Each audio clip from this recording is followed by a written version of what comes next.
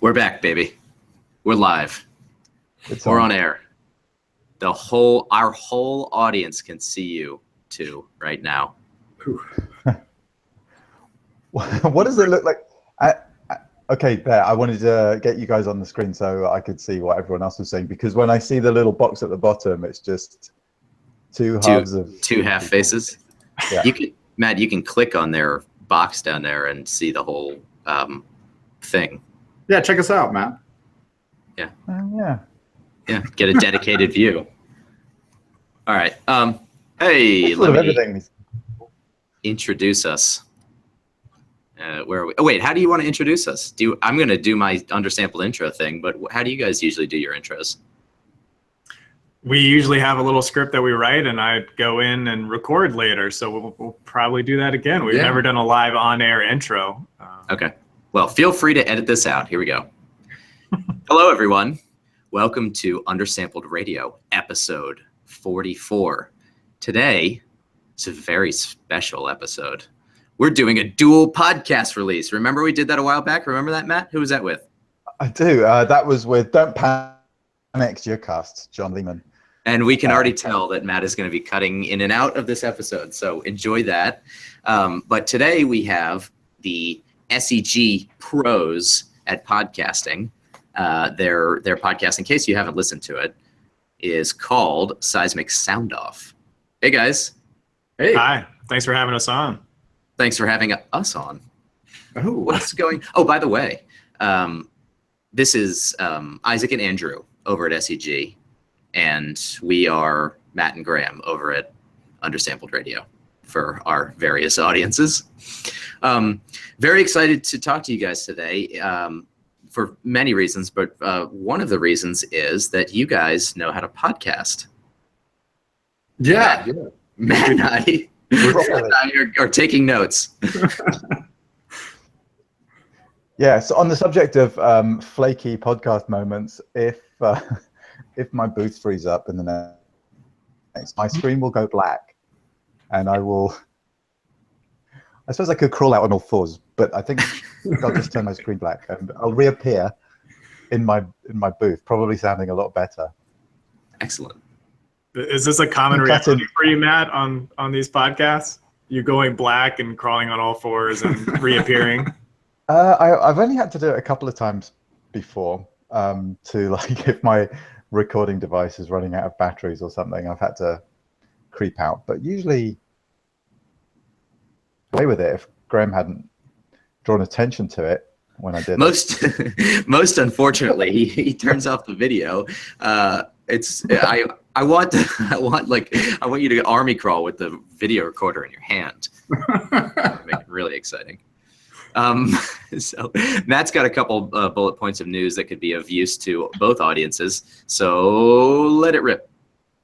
Well, I don't know about use, but yeah, it's all a bit of a panic today because I'm going to the Gear convention, which is the combined CSPG, CSEG, and CWLS. So that is a lot of acronyms. Yeah, that's why they started calling it Gear Convention. I think it was scandal. So anyway, it's a good conference. It's every May in Calgary, and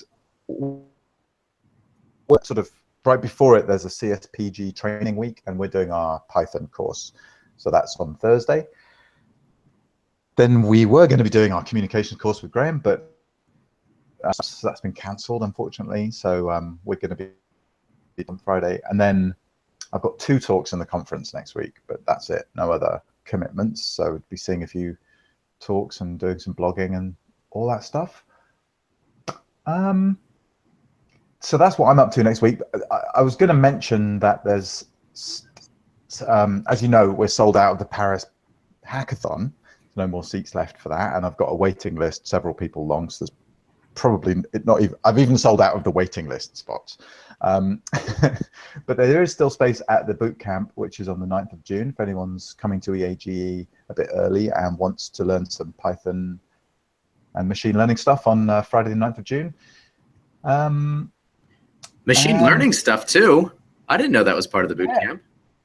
Well, I thought was sort of thinking we might get some people who already know how to program a little bit, but maybe haven't been before. And the other thing we've done before at the boot camp is if people have done some programming but have never built a web app, we've sort of done a segment on web applications so they can get up to speed on that. Very cool. Yeah. So anyway, that's all the stuff I'm thinking about. It's crazy spring. Andrew and Isaac, we didn't give you any space in the show notes for your news, but do you have any news? Tell them about the shows you're working on. What's Sure. happening? We're going to be releasing the Introduction to Geoscientists Without Borders today. That episode will go out. That'll be our 15th episode. We're slowly catching up to you all. Our 16th episode, an interview with Sven Treitel, will come out Thursday, and that's kind of a mix of talking about how he got into the space, moving from analog to digital, and kind of that time in geophysics, but also talking a little bit about a workshop, or actually it's a course, he corrected me, a course that will be taking place in mid-May, I think May 19th through the 21st, don't quote me on that. Actually, it's a little later. 23rd through 25th is coming. We'll just edit that out. Something like that. But him and Anders Robinson, who they did a lot of work together and wrote some books together, they're going to be co-hosting this course, kind of half-day workshops over a 4-day period. So it's talking a little bit about what you will be learning at that course. Awesome. Where can we find the Seismic Soundoff podcast? Easiest way to do that is go to seg.org/podcast, and you'll find all of our episodes, and then subscribing to iTunes podcast app of your choice. You can find us there as well, Seismic Soundoff. Excellent. So all you UR listeners, all 2 of you that are listening, sign up. Yeah, that would probably double our subscription rate. So Yeah. webinar course that's coming up is like, that's, you know, what a unique opportunity to see those 2 guys teaching together. Really, really awesome.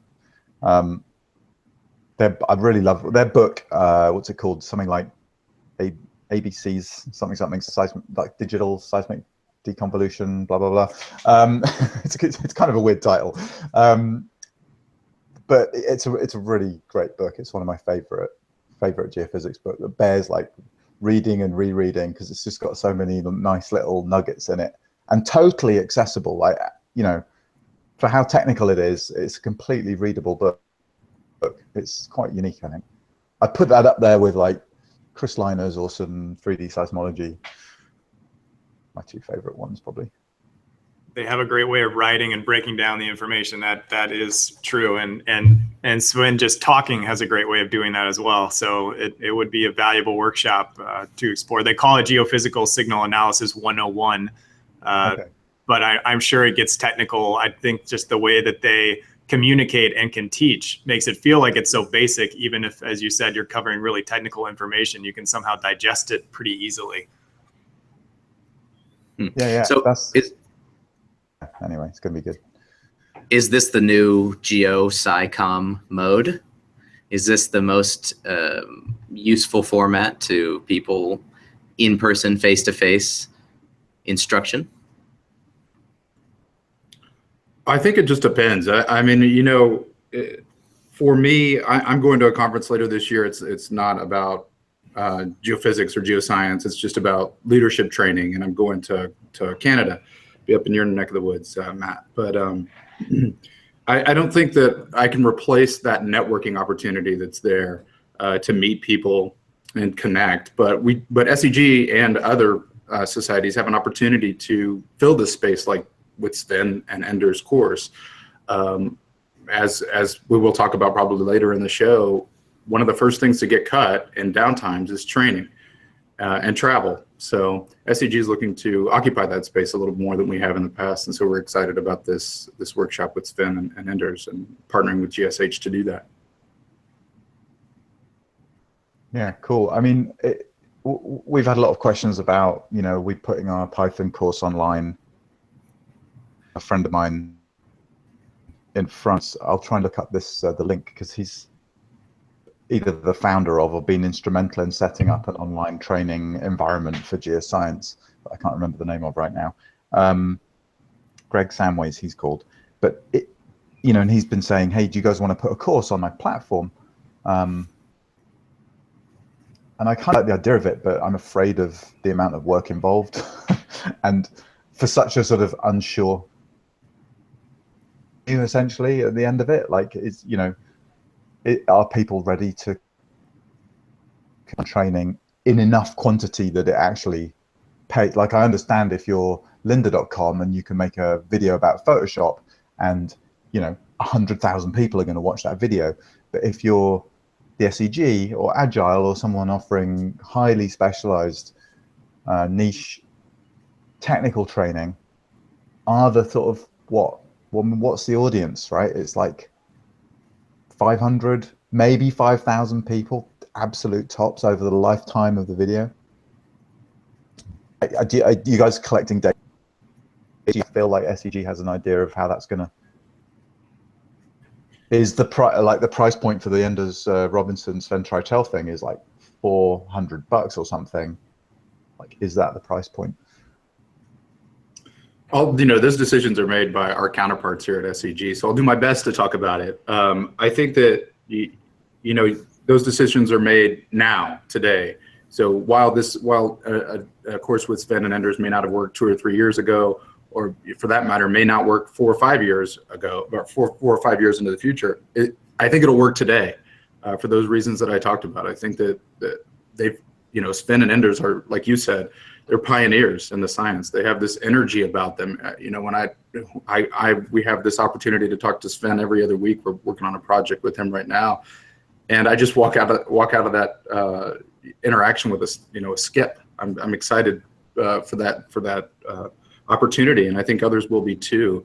So I think SEG did a good thing and GSH for that matter, did a good thing in partnering on this to identify 2 people who will have a big draw for something that has wide appeal. So I think that SEG is still trying to dip our toes into that water. We've been talking about this, and it's not the first time we've done an online offering, but we see an opportunity to grow there, and now is a good time to do that. I interviewed Johannes Duma yesterday, who is vice chair of the Emerging Professionals International Committee, I believe it stands for, which is essentially the Young Professionals Committee group of people at SEG. And one of the major things he thought the society should offer someone like the emerging professionals is connection to senior geophysicists. And this is a way to be able to provide that to young professionals in a setting that if you are in an office setting, you can maybe get away for half a day. You just have to get online. You don't have to get down to Houston. So I think this is a way that we're trying to connect the senior leadership and senior professionals and senior geophysicists in our organization with others who want to hear from them and want to learn from them in this setting that might be more beneficial. Plus, it's recorded, so you can just go back to it and be able to see it on your own time as well. So it creates a long-term impact that it can have as well. Mm-hmm. Yeah. Sorry, a thought just struck me while you were describing that, that request, if you like. And I just wondered, do you think any, quote, senior geophysicist has ever said, how can I get more access to in this organization? To what? Maybe they have. You sort of cut out there, Matt. More access to oh, sorry, to the young people in this organization. I know. I mean, I know you're saying that kind of jokingly. I've had geophysicists say that to me. Senior geophysicists say that to me. They're at the point of their career where they're saying, I want to give back. And so, yeah. Okay, that's what. Okay, I get that, but that's not what I meant. I meant, because, how can I get insight or enthusiasm or encouragement from the younger people? Because there's something I need, not because I want to give them something. My wisdom. Right. Well, I think you had Lindsay Hagee on a few episodes ago, and I think Doug Oldenburg recognizes that. We've talked with Doug about his course, and he recognizes that Lindsay and Sagi and those other young geoscientists who are part of that, they have skills that he maybe doesn't. So he's been smart enough and wise enough to say, hey, let's grow this thing, and I'll lean on you, and you can lean on me, and we'll create this really great thing. Yeah, you're right. That's a great example, actually. That's a perfect example.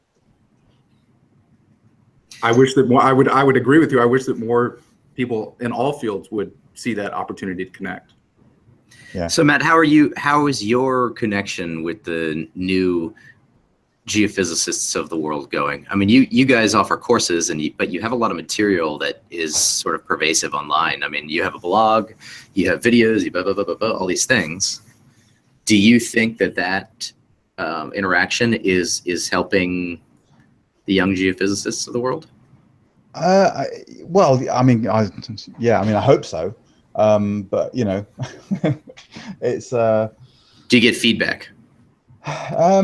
You know, yeah, I get lots of emails, and not all of them are asking for jobs. Not asking for jobs, but asking about. I mean, certainly, I absolutely relish, and maybe you didn't expect to either, but I absolutely relish the groups of students from like University of Leeds last year in Vienna, Colorado School of Mines in New Orleans and Denver, when they come to the hackathons, because they absolutely blow everybody away with their level of energy and skill, sort of just raw kind of ability to get things right away and do stuff really quickly. And I love that, and I feel like that was eye-opening for everyone, not just me.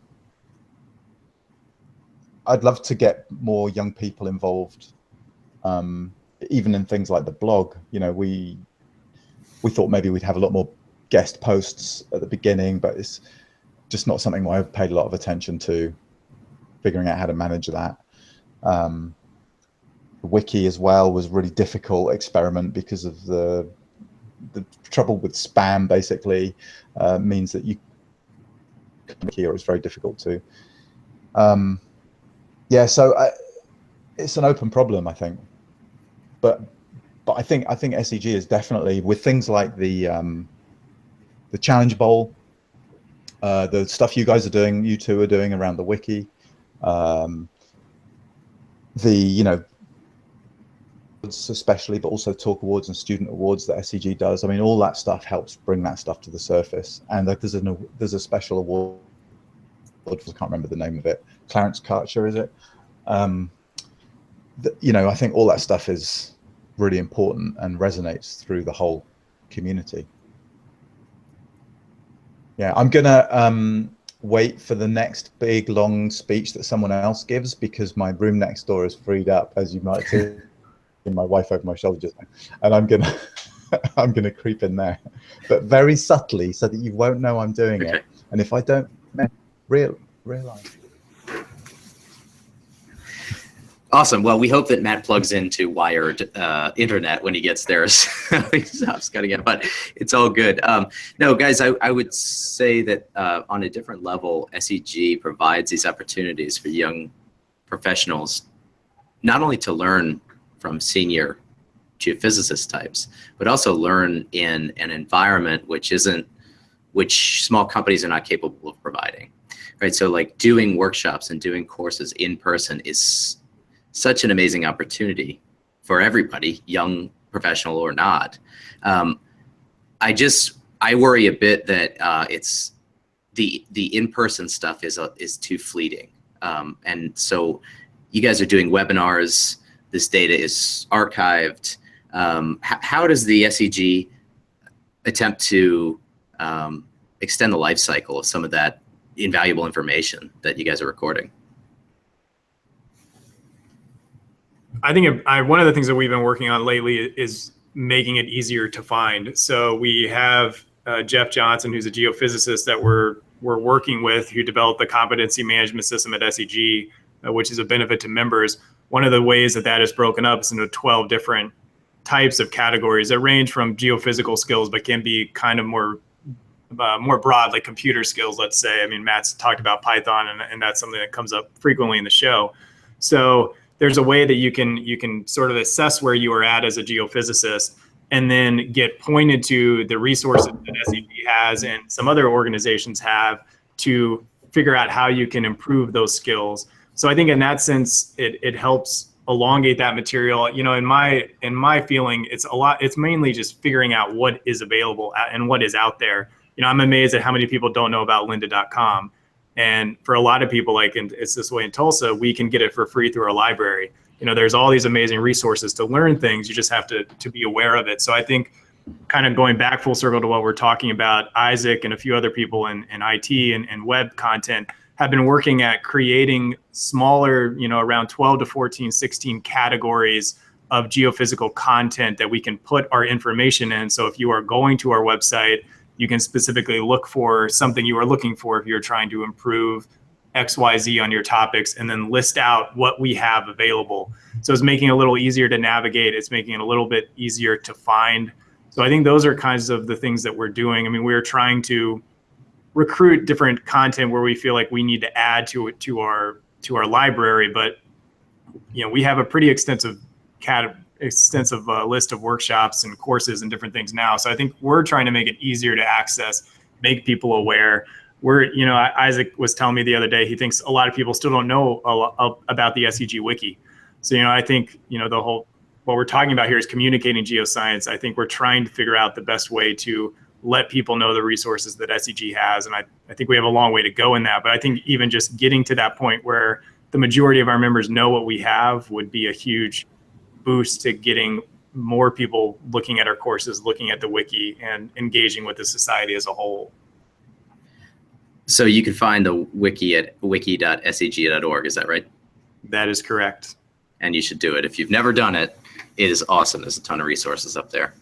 Mm-hmm. So Matt, in your army crawling around the office time, we've been talking about how to make material more educational material more accessible and more temporally pervasive by doing online recordings and webinars and podcasts and videos and things. This all ties into the thing we were talking about last week with Flynn, which was, in our case, personal branding, and in the SEG's case, corporate-ish branding. But the brand is one of information dissemination and being helpful to your members and the external community. So Matt does this in part by teaching courses and hosting a blog and doing all this stuff. What are some bullet points other than doing the courses? We know you have a podcast that are outreach to the community from SEG. I think that our social media presence has not always been as strong as I would like it to be. And so we have in the last year and a half, we've hired a marketing director who's just amazing, Beth Donica. And I'm really excited about the transformation that's happening in our marketing and graphics team. So I think social media is one place to connect with us, LinkedIn, Twitter, Facebook. Volunteer opportunities is something that we're always really excited about. Right now we talked about the wiki, we talked about Sven Treitel, but we didn't mention explicitly what's happening that I'm really excited about is we have geophysicists from all, we've got Sven Treitel all the way down to college students who are translating our #1 book into Spanish, and it's all a volunteer-led thing, and they're doing great work.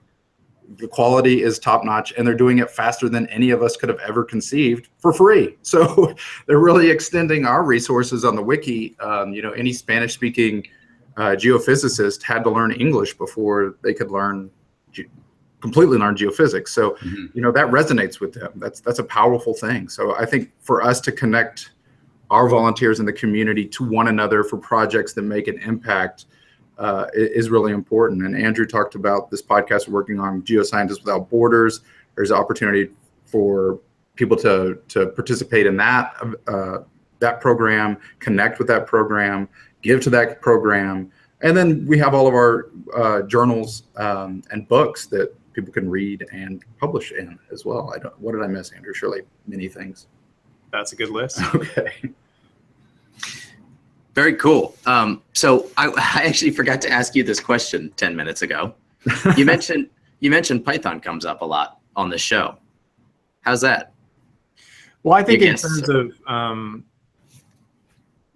Matt was kind of the first person when I initially started here to turn me on to Python. And in terms of the wiki, bots are generally created with Python or can be created with Python. And that's kind of what I had decided to learn to create those bots and utilize that skill set on the wiki. We've gone to a few hackathons with Matt and Agile. And I guess I'm kind of, and I thought this when we interviewed, Doug and Lindsay and Sagi, they're using more advanced coding. I guess kind of what I meant is that now geophysicists is more than just the knowledge of the science itself. There are these computer skills that seem to me anyway, from the outside looking in, to be essential now. So I think that is something that you all talk about, and certainly on Matt's blog it gets addressed, fairly frequently. And I see that as an important aspect of developing the geophysicist skill set, and just kind of wanted to highlight that in something like the SEG CMS, that's even getting acknowledged there, that these computer skills are becoming an essential toolkit for the geophysicists. That's interesting. So how I like the idea that the language of science is now blended with the computer language, right? So there are quite a few SEG courses and notebooks and textbooks and things about geophysical theory. So is there some way, or is there some resource the SEG has for young geoscientists to learn computer skills too? Not as much as we would like, I guess, is the best answer we can give you. But as Matt was kind of alluding to, I don't know if SEG itself needs to create all of these things from scratch. I learned a lot about computer science and Python through Udacity. I learned it through a pretty good book that I'm totally blanking on the name right now, but it's a pretty popular book that's available for free on the web. That's just a great book about learning Python. So, I don't know if, and there's so many codes. I think Lindsay and Sagi were working a lot with Lua. There's just different things that are popping up. The wiki uses Lua. There's another, I forget the name, Matt, you would probably know, a new coding language that's kind of coming up that is pretty popular as well. There's just so many, there's just so many things coming out, and so many good resources on the web.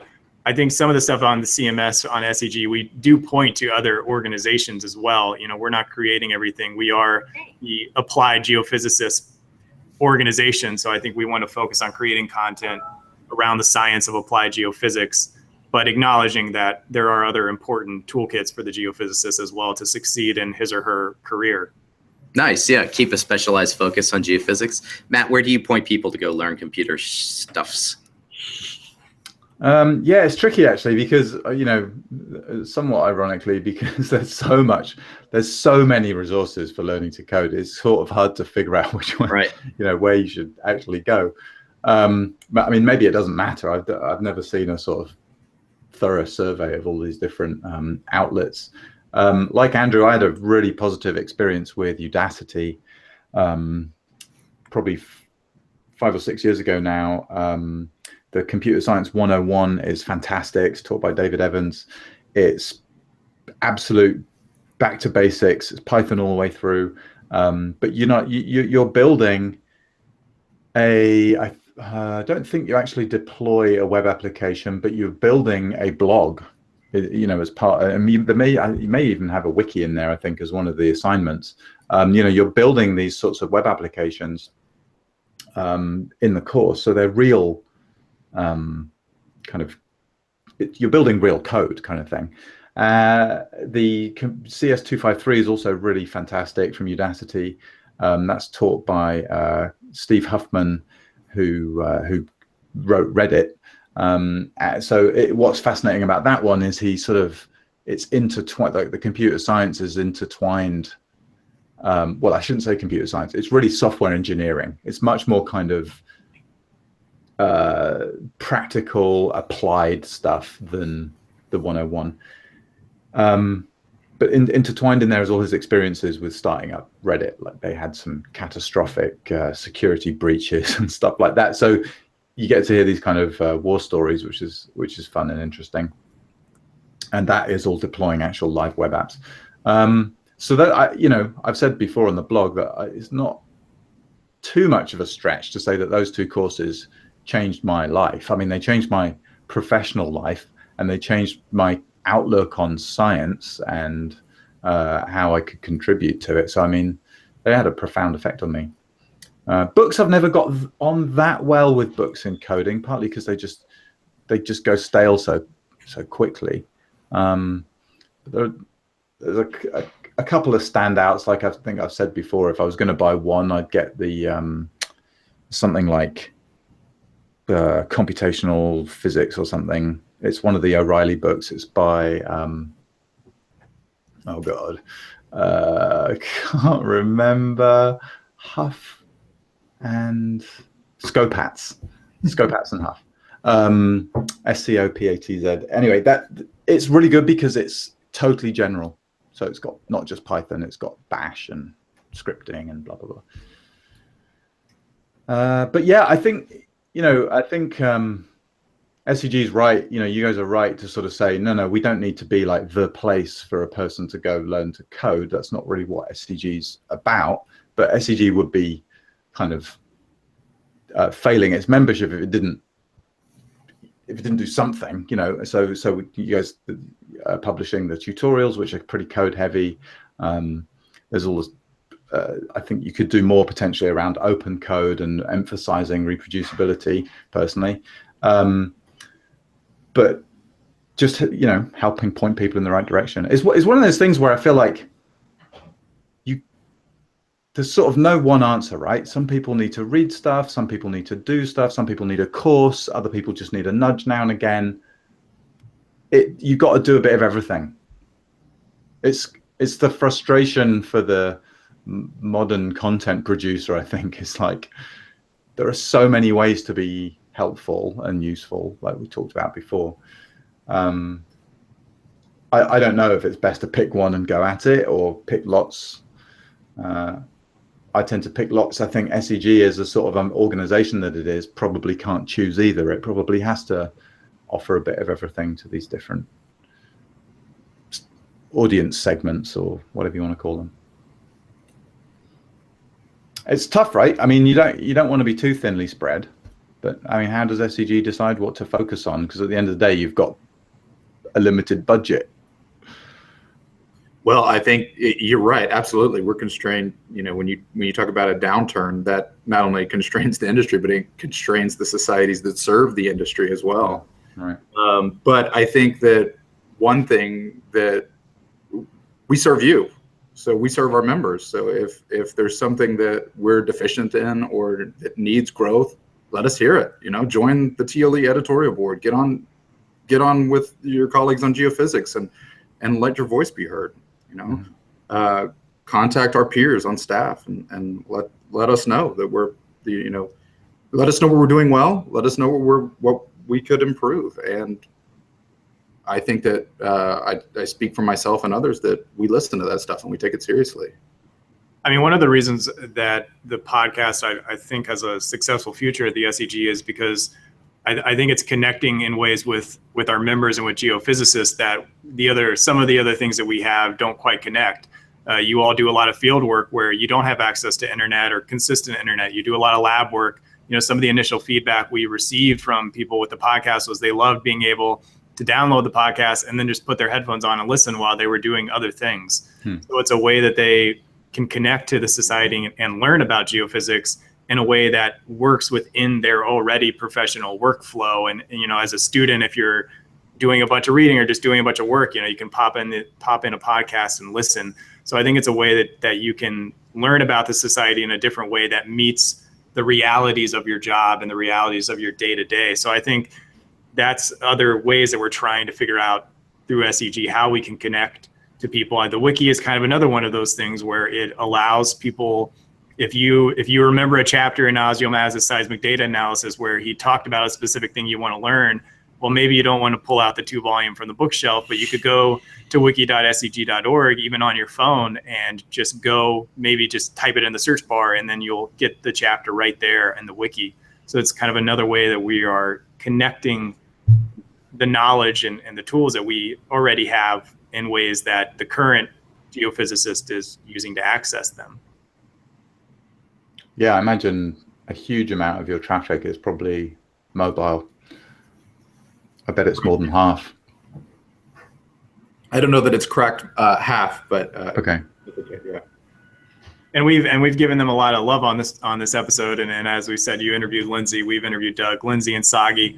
But I think the latest Distinguished Instructor short course is a great example of that. Well, I mean, that's all about, to some extent, coding, using kind of new tools to get the science out there. This was, I don't know if it was the first, but one of the first that doesn't actually have a book along with it, just a website and an ongoing website where anyone can add case studies and add to it.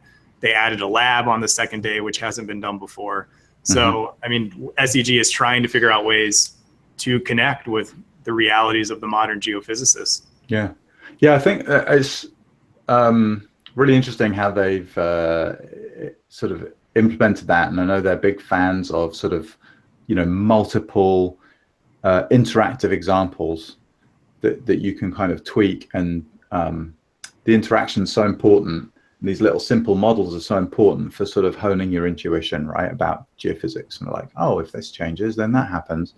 And I feel like so that introduces quite a bit of overhead. If you're talking about, how do we build more interactive content, or like on the web or in video or courses or whatever, it's like, whoa, suddenly I have to like code stuff up, and there's a whole library behind their stuff that most people probably aren't even aware of. But I mean, it's years of productivity, right? Yeah.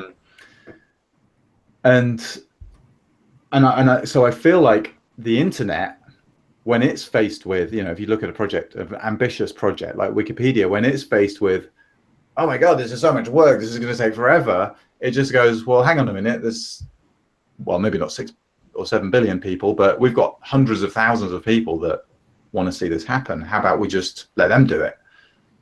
But in my experience, corporations especially, but SEG as well to some extent, and not just SEG, but technical societies. In fact, I'd put SEG at the awesome end of the spectrum of this this effect that I'm describing. But I've worked, with SPE and AAPG, and they're definitely in other parts of the spectrum, where they worry a lot about quality control and if we let random people on the internet essentially do these things, they'll be rubbish and we'll be to blame, kind of thing. But I feel like that kind of misses the point of how people engage with online content, especially when it was peer produced, and that's clear, like on the wiki, for example. I don't think anyone looks at an article on the wiki and says, wow, this is a bit thin or isn't very good, or that seems to be inaccurate. SEG is terrible. That's not the sort of leap you make. You might go, I guess this page isn't very useful. You might say, I wish the person who wrote it had taken a bit more care or something. But I don't think you go to that sort of other extreme. If you're awesome, you go, wow, I can fix this, and you go edit it. Like that's the correct response. But anyway, I just wanted to sort of commend SEG on the relinquishment of control on the wiki is sort of remarkable for a technical society that does worry rightly about QC. And I would just encourage just everyone too, if they're thinking about this as well, that in my experience working on the wiki now for a little over 3 years, I would say almost everyone that has contributed to the wiki wants to do a good job. They want to produce something that lives up to the SEG name. They're aware that they're producing something for the SEG wiki, but I think even more than that, they are all professionals, and they want to produce something that other people will find useful, that other people will learn something from. We've had people that a lot of our people develop stuff in Microsoft Word documents first, and then send it to other people to get reviewed. Matt, you're on the wiki committee. We get some of our new volunteers have wanted people to review on the wiki committee what they're working on. But even if they just go right in and just edit, they see something wrong and edit it right away, they want to do a good job. And they don't want to be wrong. They don't want to have something not useful. They care about what they're producing. And I think that's important to remember, especially as a professional society. I think we're uniquely situated with this, that we are engaging with professionals and scientists and researchers, and they want to do a good job and they want to be helpful. And the wiki is a great way to do that. Just the other day, Raul in Sheriff's Dictionary, Raul Kova, who's a PhD student at the University of Calgary, he realized that Shepherd's cane was attributed to the wrong person in Robert Sheriff's Dictionary in the 4th edition, and was able to fix it on the wiki. And that has happened more than once throughout that. So it's just and also a unique way to be able to improve upon what has come before. But they want to do a good job, and these volunteers care about doing a good job. And that's been my case every time. Yeah, I feel like I haven't thought this through, but I'm going to say it anyway.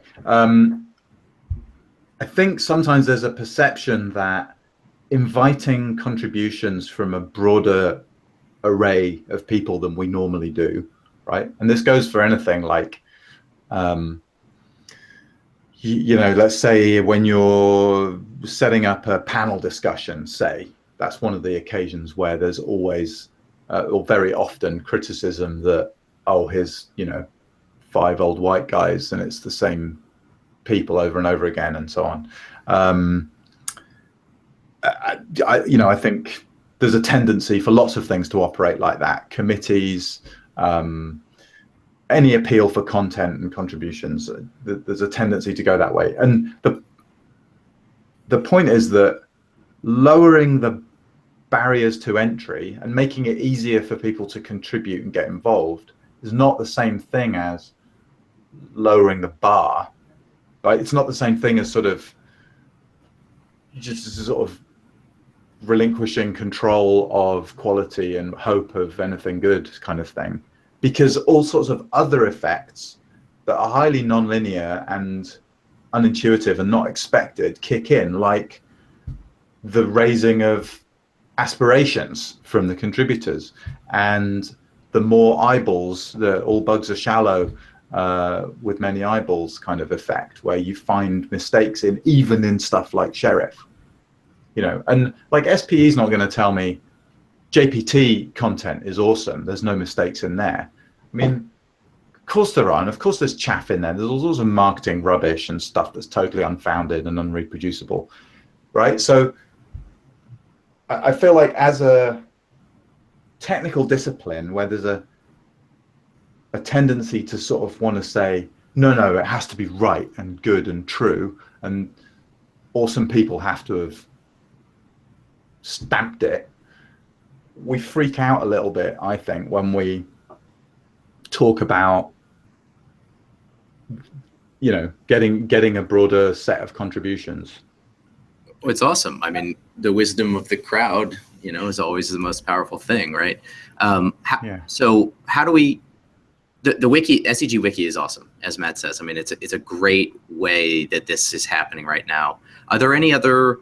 How else does SEG facilitate sort of member-to-member communication on a professional level, and also sort of on a instructor's level? I just want to, I'll let Isaac answer that. I think he hasn't talked in a while. I just wanted to second something from Matt, though, that I have definitely seen in the wiki, especially, but other volunteer projects we do here. And that's when you bring people in, the way that they then connect to the society and feel like just that feeling of, it's not plugged in, a feeling of minor, Isaac's going to do a little floor crawl here. The way that I feel like you'll connect fans for life is an important aspect when you get them engaged. I think the volunteers on the Spanish project, they're all Spanish or native Spanish speaking, and not all of them are SEG members to start with. So we're already connecting to a better group of people connecting to SEG, but they're finding it so meaningful to create something that would have benefited them coming up. And now they get to create something that they can pass on to people for generations to come and learn geophysics in their own language before moving into the field. And that's really meaningful to them. And I think we're creating people that probably for the rest of their life will talk about SEG, at least in this way, in a very positive light. And I think that's really important. The first podcast we had was Women in Geoscience, And we made a call mostly to young students and young professionals that you could ask Sally Zinke a question. And the response from them was wonderful. And we've had several of those people since that asked a question to Sally, and this was, I don't know, 2 years ago or something at this point, joined the Wiki committee recently. They've now engaged with SEG, and I think because we asked them, because they got their question answered by Sally, because we wanted to hear from them, I think creating opportunities to volunteer and to make a difference in the society creates people that will stick around for the long haul. And I think that's an important thing as a society to remember. And the Wiki is a nice thing because they can contribute, and the podcast, they can contribute, they hear their voice. I think those things are essential for a society to grow. Absolutely. I think Andrew kind of answered your question, Graham. Indeed. I think when we do our job well, and we have our good days and our bad, there's definitely things that we can do to improve the services we provide for our members. But when we do our job well, we make those connections. We are thinking intentionally about how we can connect the experienced geophysicist with the young emerging geophysicist, so that they both can learn and grow and take the science to the next level. Whether that's through volunteer opportunities like Andrew mentioned, or whether that's through our annual meeting or workshops. I mean, I think that, again, when we put that first in our problem solving is when we get the best results. We don't always do that, but when we do, we get the best results. And I think that's the best answer I can give you on that. I think there are some things out there other than the Wiki that we're doing and kind of experimenting with that we think can make those connections. One thing that's new is a service called Kudos, which allows authors to share their information in a plain English description. So oftentimes the research that you read, I'm not a geophysicist. We should have said this an hour ago, but we're not, Andrew and I are not geophysicists, if that wasn't clear to you already. The podcast is over. So, oftentimes when I'm reading the research, it's over my head. And I have to take a step back and say, what is this about? Why is it important? Why should I read it? Or why should I try to read it, sift through it? And, a lot of the public does that as well. And your peers do it as well. So it's a service to make that, to basically create a box that allows authors to tell us why the work is important, and why we should read it.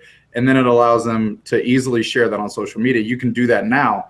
But what I like about this service is that it allows you to see the results of what you've done on social media. So there's a thing called an altmetric score. I'm not sure that everybody's familiar with that, but it's basically an alternative way to get a number associated with how popular or how far the reach of your work has spread. And so SEG rolled this out at the start of the year.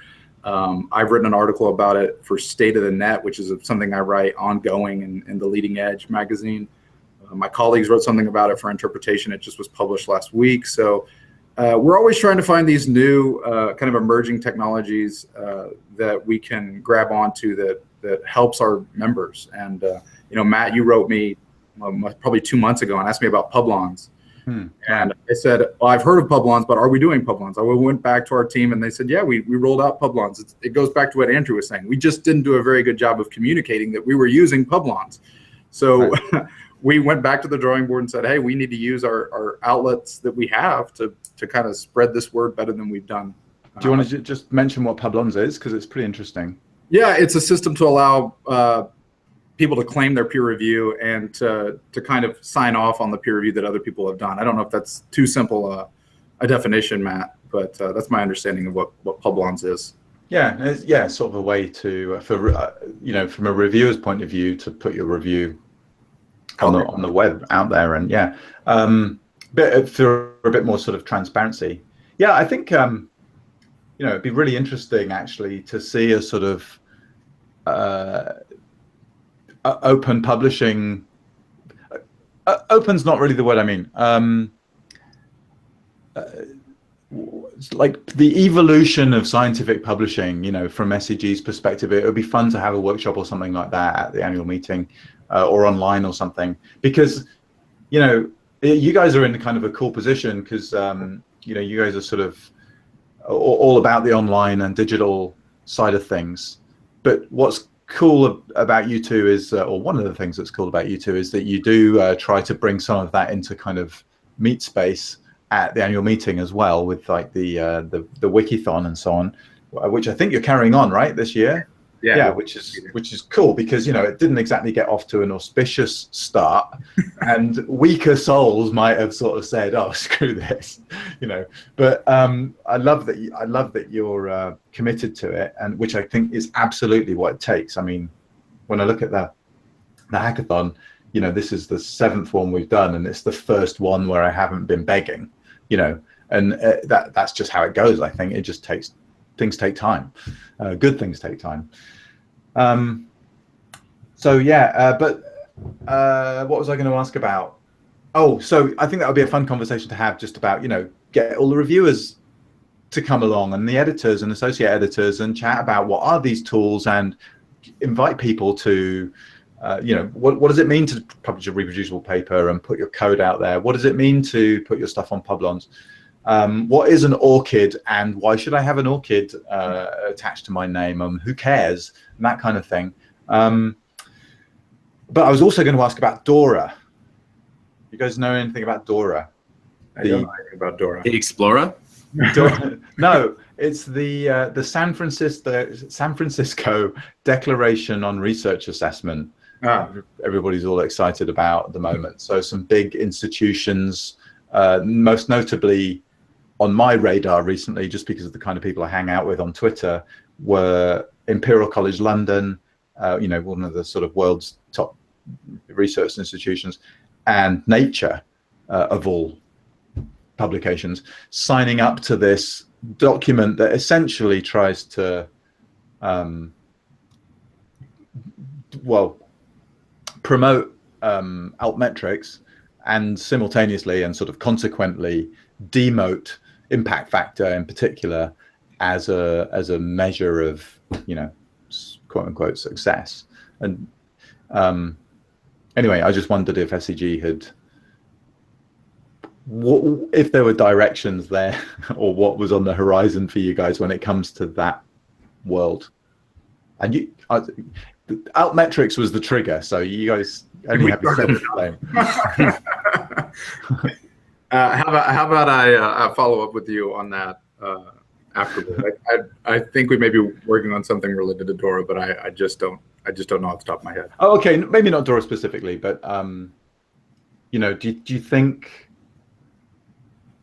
because it's not just like you say, right? I guess what I'm getting at is it's a two-sided thing. Like the publishers need to be on board, and the researchers and authors and reviewers and associate editors, but the members essentially need educating. I mean, a lot of people don't know what impact factor is, right, or why journals care about it, or even how journals are published. Do you know what I mean? Right. I feel like there's a lot of, I mean, I read stuff from the kind of really aggressive open access advocates as well, that's completely naive about how publishing happens. And, you know, there's a lot of ire directed at Elsevier in particular, but also Wiley and others, some of which is justified because they do make a large amount of profit. But the model is broadly similar to the one that technical societies use, you know, in that it's commercial. And I feel like it's unfair to direct the same kind of criticism at those organizations, because they don't make billions and billions of dollars. And to think that all that stuff can happen, all the stuff that they do like around marketing and getting stuff into libraries and copy editing and proofreading and typesetting, to think that that stuff happens for free is crazy. So anyway, that's just a very, very long-winded way of saying, I think you guys could be instrumental in making that conversation between publishers and content creators happen. Yeah, I will concede. There are things that we can do that better. You know, I think we have talked about kudos, we've talked about ORCID IDs, we've talked about Publons, but that doesn't mean that everybody's heard us or they haven't heard us where we were talking about it. And, what is that research that says that you have to repeat something, you have to hear something 10 times or something? I don't know what the number is, but before it sinks in. So we just got to keep saying it and saying it in different ways. But I mean, it's also smart in a way to do it slowly, because the process is slow and iterative, and you don't necessarily want 5,000 people asking for their orchid IDs to be put on their articles tomorrow, or we could handle it if they did it. Yeah, okay, fair enough. That was a bad example, but you don't necessarily need a revolution, right? We just need, but we'd like for the evolution to speed up a little bit, maybe. And just a brief step back for those who may not know what an orchid ID is. It's essentially a unique identifier for you as an author that will follow you along to all of your articles. If you published under Andrew Geary or Andrew in Geary or Andrew Nathaniel Geary, all of those things will be tracked in one spot.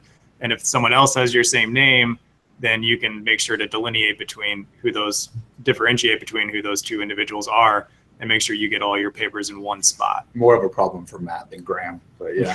Serial numbers. Yeah, right, exactly. Guys, I know that Matt could go on for 2 hours about the peer reviewing process, but it's getting towards the part of the show where we ask our guests, what are you reading currently? Andrew's a big reader, so I'll let him go with that. I could talk about 30 books. I do. You read 30 at a time, eh? Yeah, he does. I read a few, but I'll plug. I read "Why Time Flies" by Alan Burdick recently, which was it got really philosophical into time. He went around essentially asking a bunch of scientists what is time, and it gets very deep, and that part was interesting. But the first third of that book I found really fascinating because I did not know anything about it, and it was about how we determine that it's 11:08 in Tulsa, Oklahoma right now. It is through all of these different world clocks. There is actually an organization that is run by a senior scientist who she gets all of this information from all of these different places all around the world that measure their time and their place. And then she just averages it out. All these different times, they're all wrong. They're all different. The U.S. Naval Observatory gets the highest weight of accuracy because of how it works. Go America, I guess. But she takes them from all around the world, averages it out, and the time that it is now was what the time it was a month ago. So we're not even accurate right now with the time. So just kind of learning about that was really fascinating. It's a good read, a quick read. Killers of the Flower Moon to plug in Oklahoma book by David Gran. It's about how the Osage Indians, when they struck oil back in the 20s, sort of the story about how they started slowly going away and being murdered by people and what was happening. It's a mystery, so I don't want to give too much away, but back in the 20s when they were getting rich, they started disappearing and started getting murdered and started getting poisoned, and just kind of tells the story about who was killing them and why they were killing them, and some pretty interesting things that I did not know about. And one more book that I'll plug, Dreamland Burning by Jennifer Latham, who is a Tulsa writer. This is a book that actually has one of the major characters is half Osage, so she combined sort of some of that. Her publisher would not let her publish a book on the Osage Indian story, so she snuck it in a different way. But it's essentially about the Greenwood Massacre, better known as the Tulsa Race Riots that happened in 1921 in Tulsa, and uses a historical fictionalized account that tracks someone discovering a body in 2017 in modern times and going back between the story in 1921 about that murder. So it's an interesting way to track history in that time, as well as kind of learn a little bit about what was happening with the oil money in the 20s as well in Tulsa, Oklahoma. Interesting. Andrew's plugging 3 books that need plugging. I'm plugging a book that doesn't need any plugging at all. I'm reading I Know Why the Caged Bird Sings by Maya Angelou. I love memoir, love writing and reading memoirs. So, it's a classic that every person should read. So finally getting around to reading it. Sure. Matt, how about you? I am reading a book that I bought that probably I should have read before, but I bought it on a whim in an airport and then left it on my shelf for a couple of years. It's called What to Think About Machines That Think. It's one of these books that John Brockman does every year. He's from edge.org. And this is kind of I was going to say a bad word there, but it's kind of I don't know what to think about. I need a book called What to Think About Edge.org, because I think it's just a bunch of intellectuals kind of slapping each other on the back and congratulating each other about how fantastically clever they all are. Mostly white men. So it's kind of a crappy organization. And actually, I've read one of these compilations before, because every year he writes to all the edge.org members with some like profound question that they all cogitate on and then grace everybody with their opinions. For someone who reacts so strongly against experts, I really probably shouldn't have picked this book up, but I'm just trying to read a lot about AI at the moment, so I'm sort of flip-flopping between fiction and non-fiction. This is my current thing. So anyway, there's essays in there by like Martin Rees and Steven Pinker and Freeman Dyson and there's a lot of physicists, I guess, about AI. And it's a bit like a 52 Things. I think there's actually something like 90 chapters, all by different people. Some of them are like a sentence or a paragraph. Some of them are very short indeed. Others are go into a bit more detail. I sort of struggle to recommend it, to be honest. There's a lot of kind of interesting conjecture, I guess, about AIs. But I feel like it's the same conjecture that you could have in the pub on your own. You don't need you don't need an MIT professor to tell you that, you know, we're all doomed or whatever. But yeah, it's funny that some of these people, you know, because on the face of it they're quite similar, but some of them are just like, I would upload myself to a computer tomorrow, and others are like, there'll never be an AI that's you know, more intelligent than a human. So I find that kind of interesting in the sort of heterogeneity of their views. It's that's been a bit of a surprise. Anyway, what about you, Graham? I'm reading a book by Matthew Desmond. It's the newest general nonfiction Pulitzer winner called Evicted: Poverty and Profit in the American City. I just started. It's I mean, obviously it's beautifully written. I think it could be so far a bit more concise, but I'm enjoying it, and it's told from multiple viewpoints, like a bunch of fictional stories almost, but heavy, man. It sounds super depressing. Yep. Okay, and don't read the Osage Indian thing next. I mean, the person could lose the anyway, and then definitely don't read anything about AIs taking over the world. Yeah. Okay, you got it, Matt. Hey, wait. Oh, hold on. Oh, wait. No, I'm not going to do it. I'm not going to do it to you this episode. I was just going to say. I've had a knot in my stomach for the whole episode over this. If you were Seismic Soundoff, how would you sign off your episode? Seismically. Carry on. Well, I don't know, with some sort of rumble sound effect. Go. Yeah, that's what I'm looking for. Go ahead. Oh, I see. Do it. Well, what does an earthquake sound like? Have you been in one? You have to speed it. If you speed it up like 200 times, it sounds like that, doesn't it? Yeah. Well, to make a plug for our podcast, we actually were able to obtain a recording of the December 26, 2004 earthquake in the Indian Ocean that started the tsunami for our introduction to Geoscientists Without Borders. So in a few hours, if people go to secg.org/podcast, they will be able to hear the actual recording of the earthquake. That's very cool. If you go to undersampledrad.io, you will only be able to hear Matt and I blathering on idiotically for hours and hours. Matt, sign us off. Thanks, everyone. No, seriously, actually, Andrew and Isaac, thank you very much for today. It was really good talking to you. Two fantastic people. Keep on being awesome. Thanks for inviting us. Thank you. We enjoyed it. Thank you. Same to you, Graham. Onwards and upwards. See you guys later.